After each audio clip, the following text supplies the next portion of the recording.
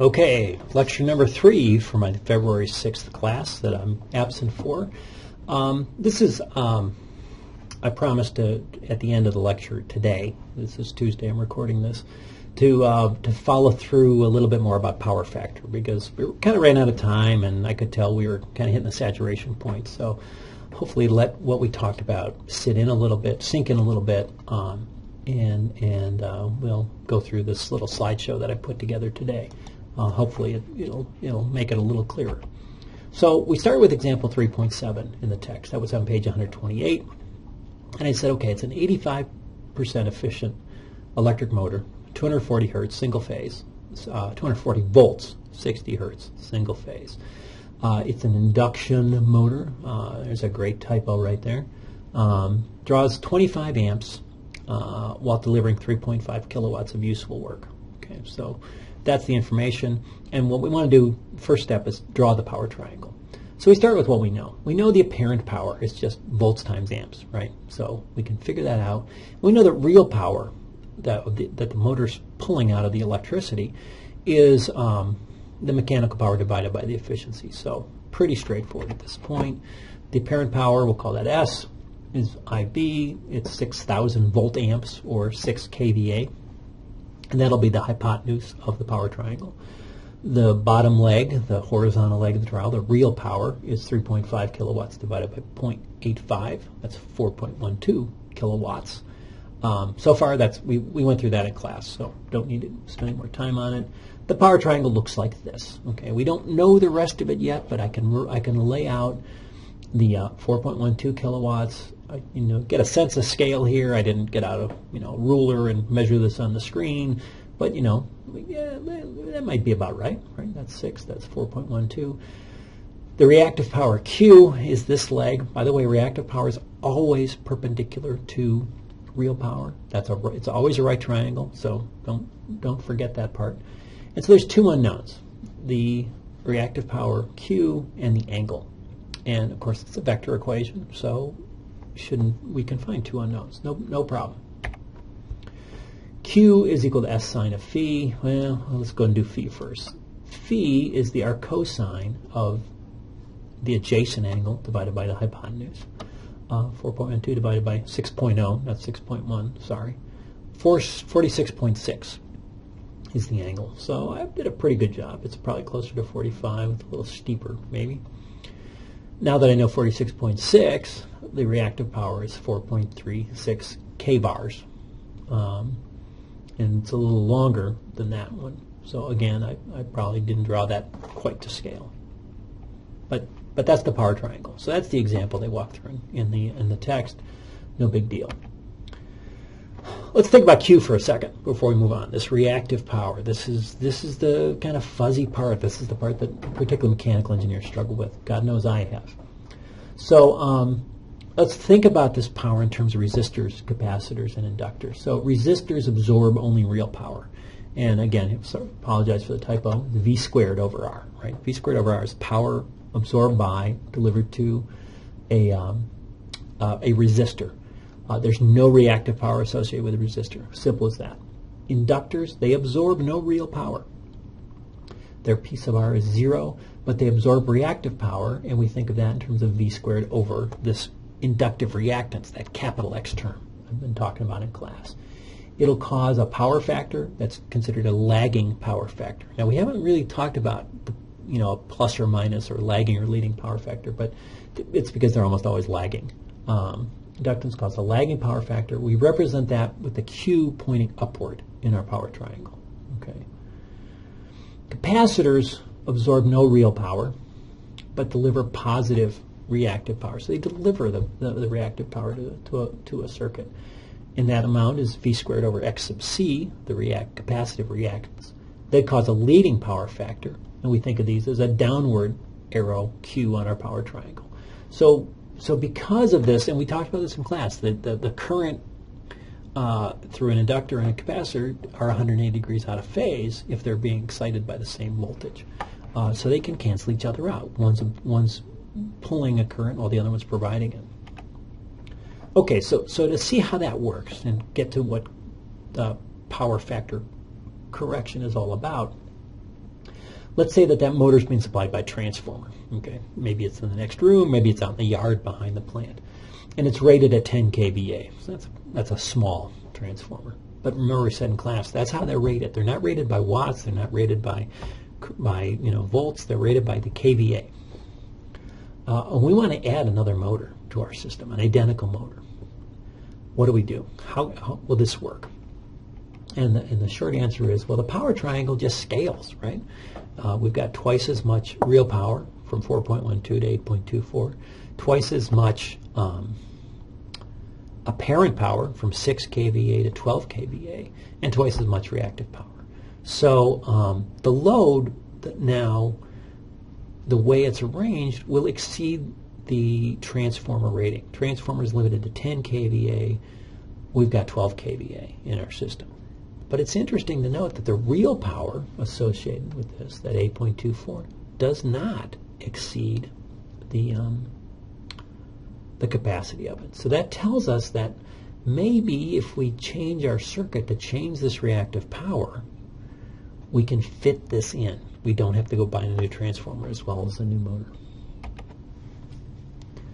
And so I'm going to walk you through two solutions. One is just eliminate the reactive power by a capacitor bank that creates a downward arrow that's equal and opposite to the inductive upward arrow of the 8.72 kilovars.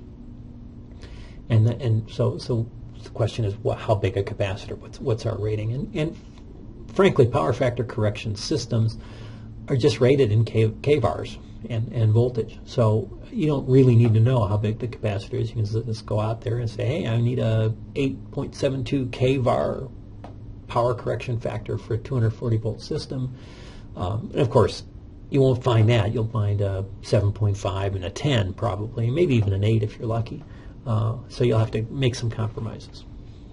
But let's stick with that. Let's say, how big a capacitor do I need? Well, the book goes through this for you. So page 130 says that Q, that reactive power associated with the capacitance, is equal to V squared over XC.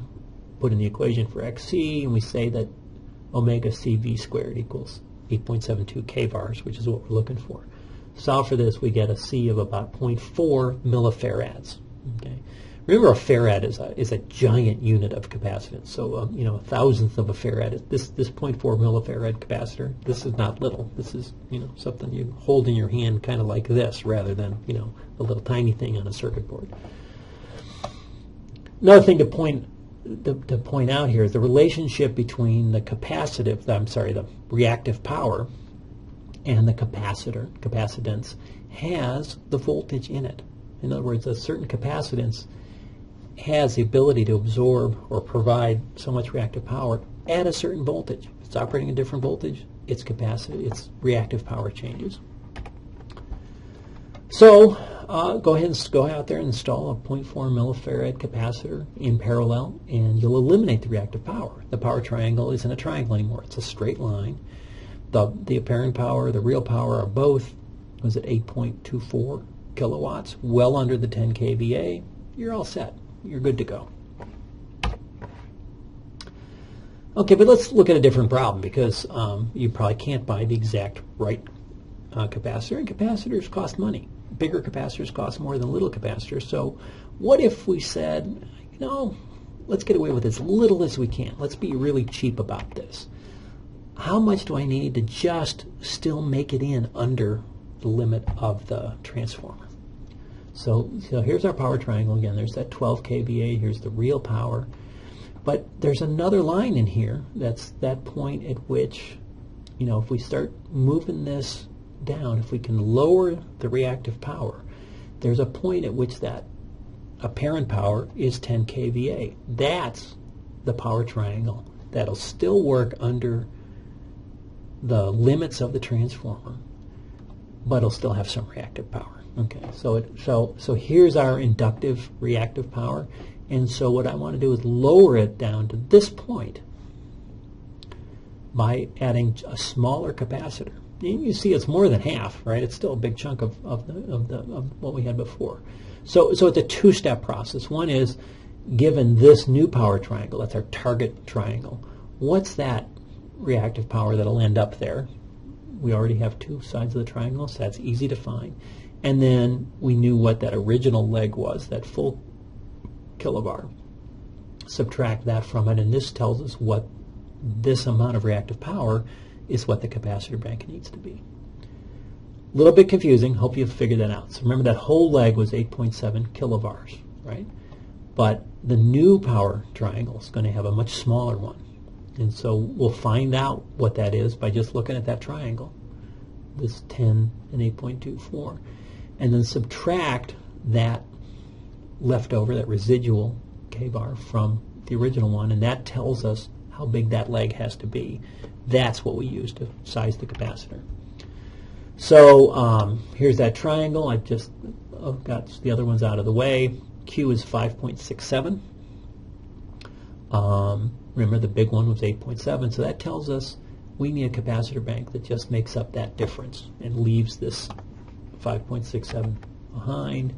That's a 3.06 kilovar capacitor or power factor correction. So pretty close to 3. You could probably go online and say, hey, I need a power factor correction for 3 kilovars. But let's see what size capacitor that is. Remember the last one was 0.4 millifarads at 8. Here's a little bit less than half.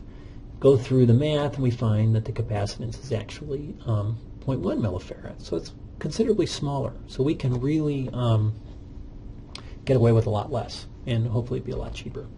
And that's it. Okay, so that's pretty much what I wanted to point out here. Most power factors are lagging power factors caused by inductive loads, motors, sometimes heaters. Power factor corrections then done by just putting a capacitor across the load. It's pretty easy to install, not a big deal. So when you have that power factor, whether it's leading or lagging, doesn't matter. It still causes increased losses in transformers and transmission lines. And so that's why we pay attention to it, because it costs money, costs somebody money. And the fact that the somebody is often the utility that has to eat that cost, they pass it on to you or to industrial users by leveling a charge based on the power factor, or maybe based on peak kVA, apparent power, over time. And so this is why large companies will invest a lot of money and time to engineer their power distribution in such a way that makes sure that that their power factor is as close to 1 as possible.